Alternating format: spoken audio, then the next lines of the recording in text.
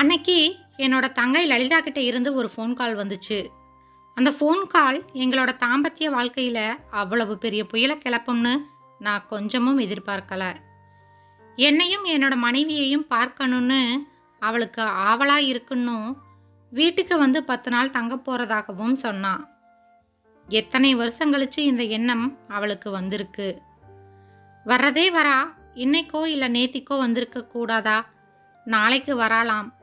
நான் தான் இன்னைக்கு ஒரு கேஸ் விஷயமா வெளியூருக்கு போக வேண்டி இருக்குதே. திரும்பி வந்து தான் அவளை பார்க்கணும். சரி, மல்லிகா கிட்டையாச்சியும் சொல்லிட்டு போலாமா?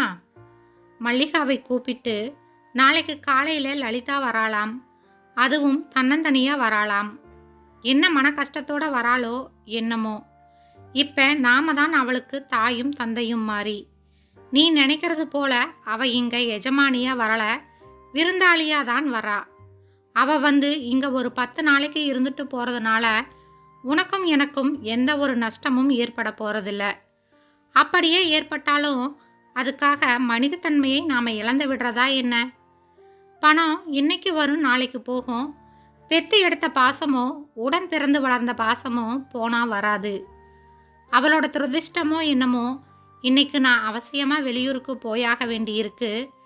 நாளைக்கு காலையில் நீயே நம்ம பையன் மணியோட ஸ்டேஷனுக்கு போய் அவளை முகம் கோணாமல் அழைச்சிக்கிட்டு வா. வஞ்சனை இல்லாமல் அவளுக்கு வேண்டியதை செய். செய்யறத நீங்களே செஞ்சுக்கோங்க, நான் வேண்டான்னு சொல்லலை. இதை பாரு மல்லிகா, நீ இப்படி கரிக்கும்படியா அவ உனக்கு என்ன தீங்கு செஞ்சா?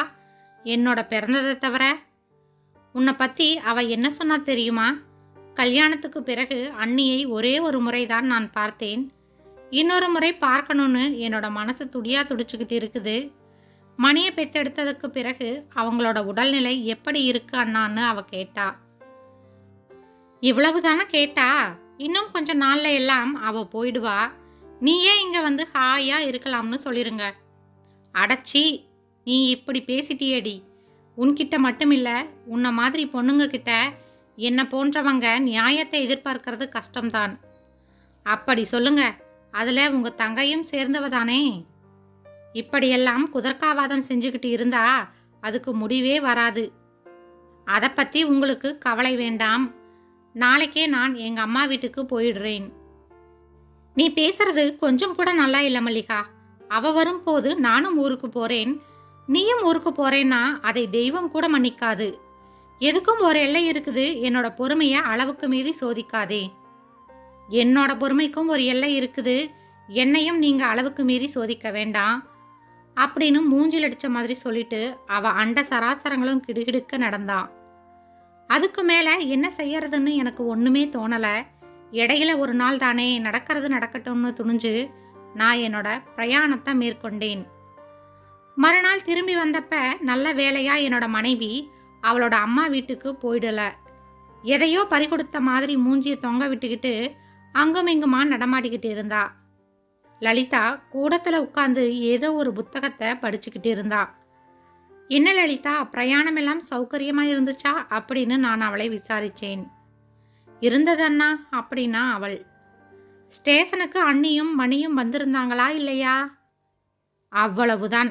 எங்கிருந்தோ இதை ஒட்டு கேட்டுக்கிட்டு இருந்த மல்லிகாவும் ஓடோடி வந்து, வந்ததும் வராததுமா, நான் இருக்கும்போதே கலகத்துக்கு வழி வச்சுட்டியேடி, இப்போ உனக்கு நிம்மதிதானா?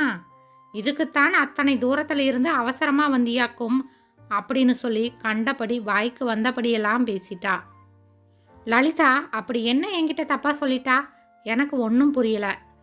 இப்படி எத்தனை எத்தனை வம்புகள் நம்மோட தாம்பத்திய வாழ்க்கையில். லலிதாவோட கண்கள் கலங்கிருச்சு. என்னோட மனசு தாங்கலை. மாடி களைச்சிக்கிட்டு போய், என்ன பண்ணுறதுடா அம்மா, எல்லா கல்யாணம் செஞ்சுக்கிட்டதோட பலன்தான் அப்படின்னு சொன்னேன். அதனால் என்ன? அன்னைக்கு பிடிக்காதப்ப நான் ஏன் இங்கே இருக்கணும்? எதுக்காக உங்கள் அமைதியை குலைக்கணும்? நாளைக்கே ஊருக்கு திரும்பி போயிடுறேன் அண்ணா. சரி இரு அப்படின்னு சொல்லவும் எனக்கு தைரியம் இல்லை, போ அப்படின்னு சொல்லவும் எனக்கு தைரியம் இல்லை. என்ன செய்யறது? உன்னோட விருப்பம் அப்படியானால் இன்னைக்கு நான் உனக்குன்னு ஒரு புடவையாவது வாங்கிட்டு வந்து வைக்கிறேன். அதை நீ வாங்கிட்டு நீ சந்தோஷமா போயிட்டு வா. சமயம் வரும்போது நானே அங்கே வந்து உன்னை பார்த்துக்கிறேன். எல்லாம் தெரிஞ்சவள் நீ. என்னோட நிலைமையை கண்டு கோச்சுக்கிறதுக்கு பதிலா இறக்கமே படுவேன்னு நம்புறேன். உன் மேல எனக்கு கோபம் ஒன்றும் இல்ல அண்ணா அப்படின்னு ஏதோ சொல்ல ஆரம்பிச்சா அவள். அதுக்குள்ள அங்க வந்த மல்லிகா, என் மேல மட்டும் வேண்டிய கோபம் இருக்குதா இல்லையா அப்படின்னா ஆவேசத்தோட. உங்க மேல எனக்கு கோபம் ஒன்றும் இல்ல அண்ணி. என்னால தாங்கிக்க முடியல. மல்லிகாவோட கையை பிடிச்சு தர தரன்னு இழுத்துக்கிட்டு போய் கீழே விட்டேன். அதுக்கு மேல ஒரு நிமிஷம் கூட தாமதிக்காம உடனே போய் லலிதாவுக்குன்னு ஒரு புடவை வாங்கிட்டு வந்தேன். அதை கண்டதும் எரிகிற தீயில எண்ணெயை விட்டது போல இருந்தது மல்லிகாவுக்கு. ஆனா அந்த கோபத்தை நல்ல வேலையா என் மேலேயோ லலிதா மேலேயோ காட்டல. தட்டுமுட்டு சாமான், மேஜை, நாற்காலி, துணிமணிங்க அதுங்க மேல காட்டிக்கிட்டு இருந்தா. எப்படியோ இந்த இரவு பிழைத்து கடந்தா போதும்னு தான் நான் தவிச்சுக்கிட்டு இருந்தேன். மறுநாள் பொழுது விடிஞ்சதும் லலிதாவை ஊருக்கு அனுப்பி வைக்கும் காரியத்துல முழு மூச்சோட ஈடுபட்டேன். எல்லா ஏற்பாடுகளும் ஒருவாறு முடிஞ்சுது. டாக்ஸி வர வேண்டியது தான் பாக்கி. அடுத்த நிமிஷம் அதுவும் வந்து சேர்ந்தது. லலிதா, ஏன் அண்ணா? வண்டி வந்துருச்சு, வந்து ஏறிக்கா அப்படின்னு சொல்லிட்டு உள்ளே போனேன். பீரோவை திறந்து லலிதாவுக்கு வாங்கி வச்சிருந்த புடவையை எடுத்தேன். மல்லிகா ஓடோடி வந்து அதை வெடுக்குன்னு பிடுங்கிக்கிட்டு, அவளுக்குன்னு ஒருத்தன் வந்த பிறகு கூட நீங்க ஏன் புடவை எடுத்து கொடுக்க வேண்டுமோ அப்படின்னு ஆத்திரத்தோட கேட்டா. அவ்வளவுதான், நேத்து வந்தவனி, என்னோட பிறந்து வளர்ந்தவ அவ. உனக்கு இருக்கும் உரிமை அவளுக்கு இல்லையா அப்படின்னு அவளோட கன்னத்துல ஓங்கி அரைஞ்சிட்டேன்.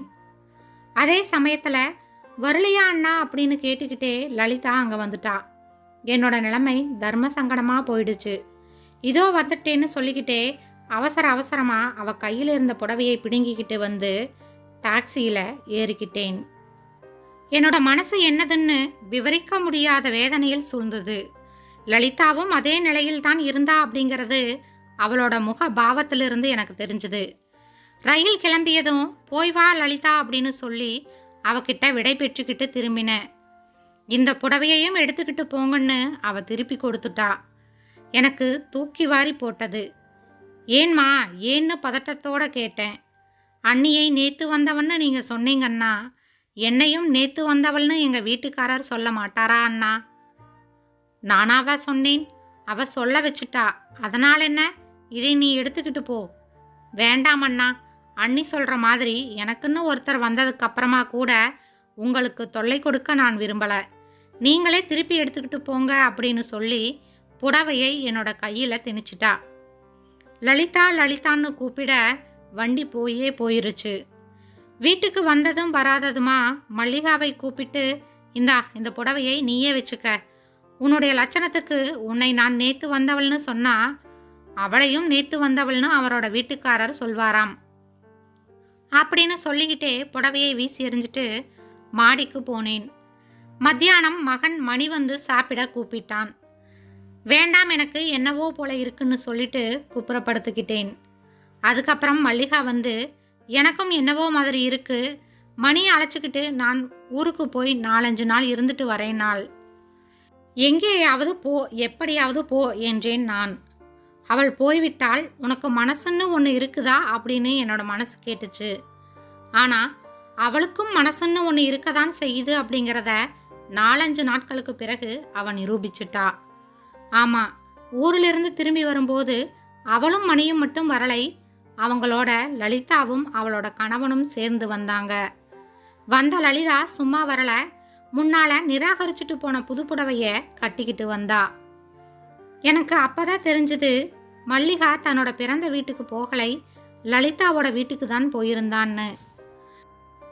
வாங்க வாங்க அப்படின்னு மைத்துனரை வரவேற்றேன். எங்கள் 2 பேரையும் பார்த்து, உங்களுக்கு நாங்கள் நேற்று வந்தவங்கன்னா எங்களுக்கு நீங்கள் நேற்று வந்தவங்க தானே அப்படின்னா மல்லிகா சிரிச்சுக்கிட்டே. மல்லிகா தன் தவறை உணர்ந்து லலிதாவிடம் மன்னிப்பு கேட்டு புடவையையும் தந்திருந்தா. அவளும் அதை ஏற்றுக்கொண்டாள். பதில் சொல்லுங்க என்றால் லலிதாவும் மல்லிகாவுடன் சேர்ந்து சிரிச்சுக்கிட்டே. எங்களால் பதில் சொல்ல முடியலை, வாயடைத்து போனோம். சுவாரஸ்யமான கதைகளை கேட்க சேனலை சப்ஸ்கிரைப் செய்யவும். நன்றி.